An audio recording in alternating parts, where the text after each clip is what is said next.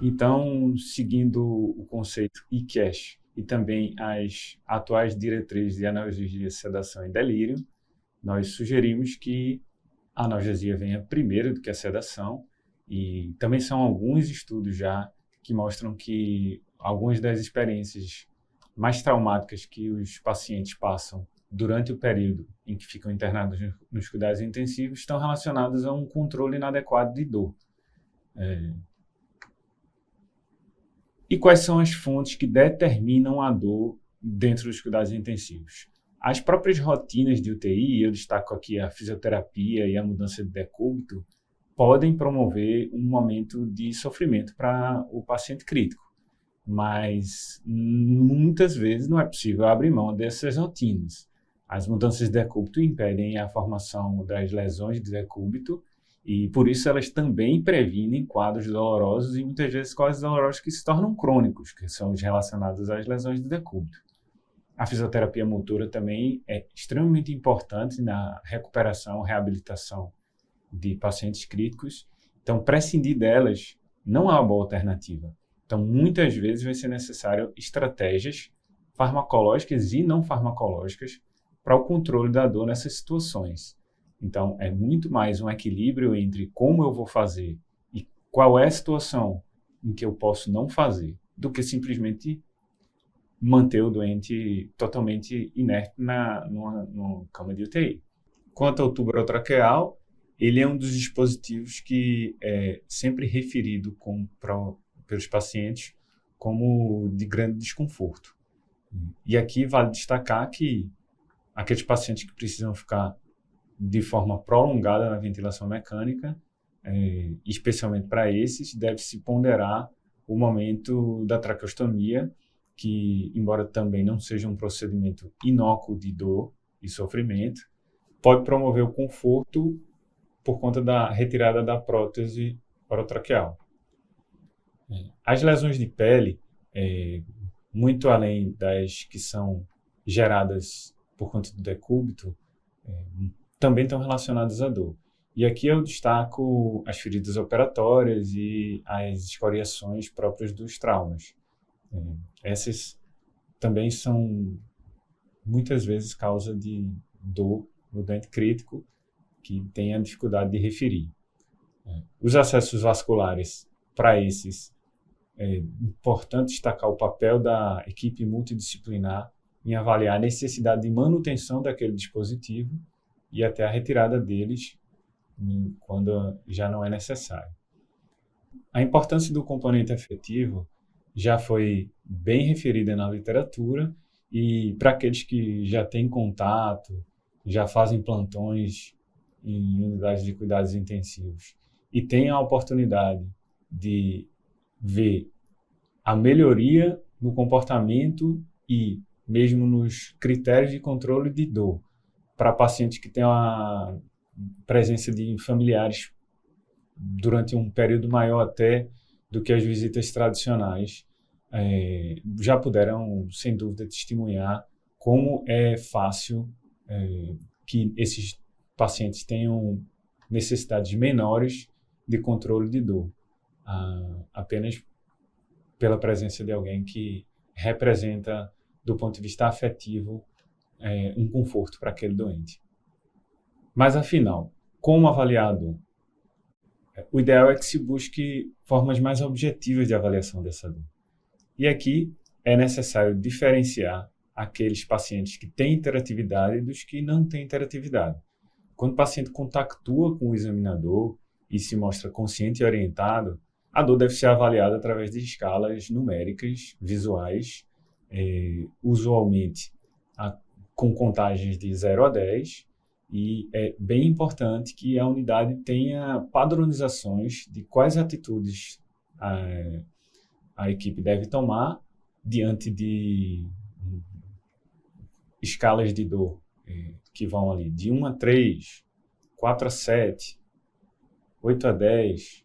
Intervenções que sejam padronizadas ajudam no controle da dor. Além disso, também é necessário que a intervenção seja reavaliada. O período de reavaliação também deve ser padronizado e relativamente curto, de forma que um paciente que refira uma dor, e em especial se essa dor for intensa, não seja feita uma reavaliação horas depois. Isso vai fazer com que, se a medida tomada, mesmo que de um analgésico forte, não seja suficiente para controle da dor, o doente não passe horas com dor até que uma nova reavaliação seja feita. Então, deixo aqui a mensagem de que a padronização no controle do sintoma de doentes com hiperatividade ajuda muito no controle da dor nos cuidados intensivos. Agora, pacientes sem hiperatividade, para esses existem escalas validadas, e para pacientes sem hiperatividade. No caso desses pacientes, que muitas vezes estão em ventilação mecânica, existem escalas, e as que foram traduzidas e são mais adequadas à utilização em língua portuguesa são a BPS e a CPOT. Elas são escalas comportamentais e elas são bem superiores à utilização de sinais vitais. A utilização de avaliações como doentes taquicárdicos ou hipertensos, ela é incompleta e muitas vezes ela não vai refletir de forma precisa a presença de dor em pacientes que não interagem. O ideal realmente é que se usem essas escalas. Explicando mais detalhadamente a BPS, que é a escala mais simples e mais utilizada, ela utiliza 3 itens para avaliação da dor: a expressão facial, a movimentação dos membros superiores e a adaptação à ventilação mecânica. Então, como exemplo, um paciente que tem uma expressão facial relaxada, que não tem movimentos dos membros superiores e que tem boa interação com o ventilador, sem assincronias, esse doente é um doente que tem a dor controlada pela escala BPS. Entretanto, aquele paciente que tem expressão facial tensa, ou mesmo faz caretas, que tem movimentação com os membros superiores, em especial movimentações bruscas, e que tem muita e intensa briga com o ventilador, esse é um doente que tem uma BPS alta, podendo chegar a 12, que é a pontuação mais alta, e, portanto, precisa otimizar a analgesia de acordo com o BPS. Alguns estudos tentam tornar essa variável qualitativa, e aí um ponto de corte de 5 ele é razoável. Quero dizer, para avaliações numéricas a partir de 5 é necessário otimizar o tratamento de dor, seja o aumento da dose de um analgésico que já esteja sendo feito, ou a associação de algum outro analgésico num contexto de analgesia multimodal. Entre os analgésicos de primeira linha dos pacientes críticos, o destaque vai para os opioides fortes. E aqui, todos os opioides, exceto o tramadol e a codeína, são classificados como opioides fortes. Aqui a tabela destaca a morfina, o fentanil, o remifentanil, o alfentanil e o sulfentanil com possibilidades de analgesia no doente crítico. É muito comum a utilização de fentanil nas nossas unidades de cuidados intensivos. E vai aqui uma sugestão de diluição, em que se põe 2 ampolas de 500 microgramas em 80 ml de um diluente, que pode ser o soro fisiológico ou o soro glicosado a 5%. Mas muitas vezes nas unidades de cuidados intensivos também se usa a morfina, e aqui uma sugestão de diluição, que fica com dose equivalente à dose da diluição do fentanil. São 10 ampolas de 10 miligramas, cada uma delas tem apenas 1 ml, e 90 ml de um diluente, que também pode ser o soro fisiológico ou o soro glicosado a 5%. Eu ainda falaria um pouco do remifentanil, que é um dos opioides fortes que se usa com maior frequência nos centros cirúrgicos. Muitas unidades de cuidados intensivos também têm essa disponibilidade. Existe aqui uma limitação que está mais relacionada ao preço. mas se a sua unidade de cuidados intensivos tem a disponibilidade de usar o remifentanil, ele é um opioide forte que tem características de metabolização bem interessantes, porque ele é degradado no sangue, então o tempo de meia-vida é muito curto e é bem interessante e especial para aqueles pacientes que têm uma previsão de extubação bem rápida. O conceito de analgesia multimodal vem sendo proposto nos últimos anos e ele inclui a ideia de redução das doses dos opioides, em algumas situações até com a tentativa de não utilização de opioides, quando os efeitos colaterais desses opioides já parecem superar os benefícios. Mas eu preciso destacar que os opioides fortes continuam sendo a primeira linha para analgesia em doentes que precisam de analgesia e estão em estado crítico. Mas os opioides, apesar de serem a primeira linha de tratamento para doentes críticos com dor, eles também têm seus efeitos colaterais e por isso surgiu o conceito de analgesia multimodal, visando poupar doses de opioide e assim diminuir seus efeitos colaterais. Algumas medicações já vêm sendo utilizadas dentro desse perfil e eu quero destacar aqui a ketamina. A ketamina em infusão contínua é uma das opções que pode ser utilizada no arsenal terapêutico de controle de dor quando poupar opioides é uma das suas metas. Em doses mais baixas, 0,1 a 0,3 microgramas por minuto, ela tem uma ação analgésica eficiente e um perfil de segurança na utilização bem interessante. Mas é muito mais comum até a utilização de analgésicos simples no nosso meio, e a dipirona ou o paracetamol, e aqui eu falo o paracetamol venoso, parecem ser alternativas interessantes. No dia a dia se consegue utilizar menos opioide baseado na utilização de analgésicos simples.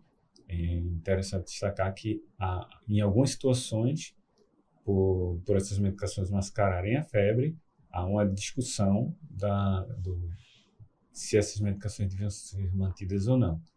E nessa discussão é sempre bom destacar a importância do controle de dor do doente. É claro que não existe nada que seja 100% correto, ou seja, usar ou não usar de acordo com a necessidade de verificar a febre, mas que sempre nessa discussão haja uma prioridade para o controle de dor num paciente que já está frágil e precisando de nossas atitudes nesse sentido. E os anti-inflamatórios não hormonais, e aqui está destacado o cetrolaco, também são opção para controle de dor.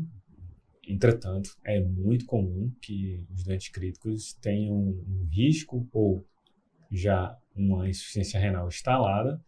E para esses doentes, os anti-inflamatórios eles terminam sendo uma opção que não é interessante. Pacientes que estão em cuidados intensivos, muitas vezes em pós-operatórios, de cirurgias ortopédicas, esses até podem se beneficiar da associação de anti-inflamatórios por períodos curtos de tempo. Quero dizer, então, os anti-inflamatórios em absoluto não estão fora de cogitação, mas eles não são a opção de escolha para a maioria dos casos de doentes críticos. O ibuprofeno é outra alternativa de anti-inflamatório não hormonal e tem as mesmas limitações de cetrolaco. Já a gabapentina e a carbamazepina são anticonvulsivantes que são utilizados para o tratamento de dores, em especial neuropáticas, podem também ajudar neste contexto de analgesia multimodal, com o interesse de diminuir doses de opioides e até já um doente que já está em vias de alta da UTI, muitas vezes tem uma dor bem controlada apenas com a utilização deles, já sem uso de opioides. Ainda como alternativa, eu vou destacar o sulfato de magnésio, e aqui nessa publicação os autores conseguiram mostrar uma redução até do uso de sedativos, benzodiazepínicos, com a utilização do sulfato de magnésio no controle da dor. A lidocaína também é uma opção de uso. há uma sugestão das diretrizes europeias de que ela não seja usada rotineiramente como adjuvante na terapia para poupar opioides, mas em casos específicos pode ser interessante e quando as outras alternativas estão esgotadas, em especial o uso da lidocaína e aqui até em protocolos intermitentes, não é necessariamente a utilização contínua às 24 horas, já demonstrou sucesso no controle da dor.